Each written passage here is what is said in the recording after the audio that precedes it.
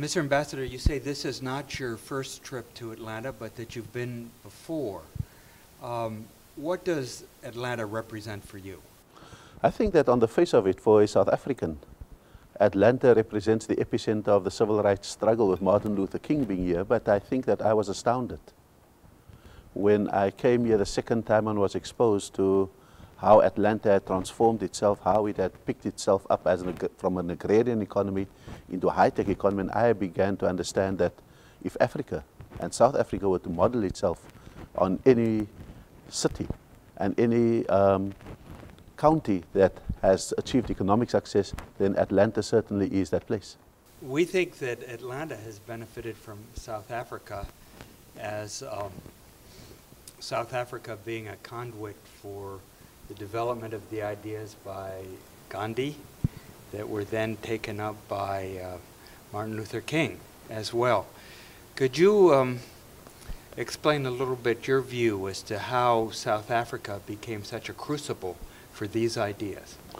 I think South Africa was probably one of the more natural crucibles, in a sense, because you had an apartheid system that went even further in institutionalizing discrimination that was experienced in the United States. That too had its experience of colonialism, but that fought a very successful struggle, but learning from the best values of both Mahatma Gandhi and the struggles of Martin Luther King, in order not to foment an anti-apartheid struggle that is destructive and violent to its core. I think we managed to avert the excesses of violence, and I think that we have much to thank both Atlanta and the continent of India. Would you agree that apartheid set South Africa back economically? I think apartheid set humanity back in South Africa, and you often had to choose between how you best regain your humanity. And sometimes there were human sacrifices to be made, people dying, people being jailed, people being beaten, people being exiled. And sometimes there were economic sacrifices to be made, including sanctions and so forth, because whatever growth there were in the economy would go as a monument and only to uplift a small privileged sector who were the white community. So while we have done those sacrifices, I think at the end of the day, the clean slate after apartheid has allowed South Africa to take its rightful place as the economic power in Africa and as the interlink between Africa and the burgeoning East and the very strong West, economically speaking. How committed is South Africa's economy to the rest of the continent? I think on the one hand, it is a matter of must that we should pay attention to the rest of the economy, because if you have an island of prosperity on a continent of poverty, you can get all the poor of the continent coming down to South Africa.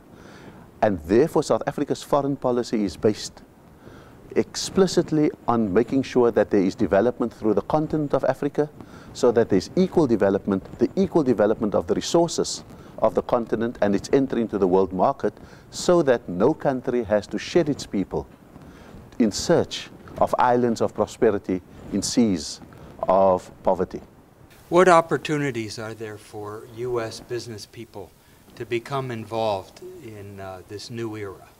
I think that if you were to look at the McKinsey report that chronicles the journey of Africa from conflict to peace, from an absence of the rule of law to full democracy, you begin to understand, therefore, why Africa has an average growth rate of 5%, why only 3 economies were in negative growth across the continent of Africa, why there's a burgeoning market for consumer goods developing in Africa, and why the minerals of Africa, the oil of Africa, and the other benefits that Africa has is now coming onto the open market and no longer under the black market.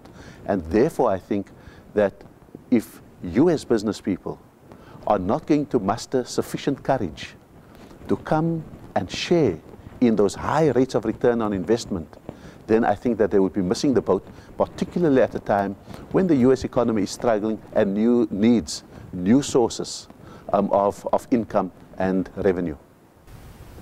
Is South Africa the best launch pad for a U.S. company? South Africa is certainly the best launch pad. It has all the infrastructure, the rule of law, the banking systems, the legal systems that makes a successful launch pad into sub-Saharan Africa. And that really, I think, is what South Africa offers.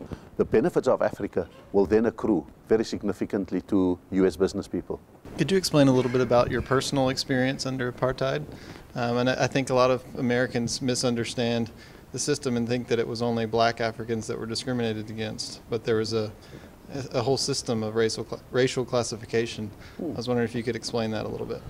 Well, my great-great-great-grandparents would have come to Cape Town on the slave ships and the exile ships of the Dutch from Indonesia.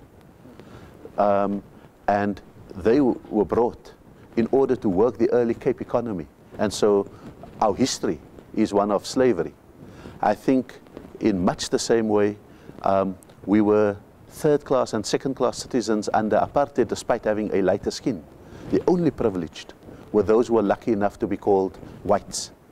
And so I went the path of many South Africans, in which I was an activist at school already, where I was jailed before I even got married, where I was house arrested, and where I was dismissed from my job as a teacher.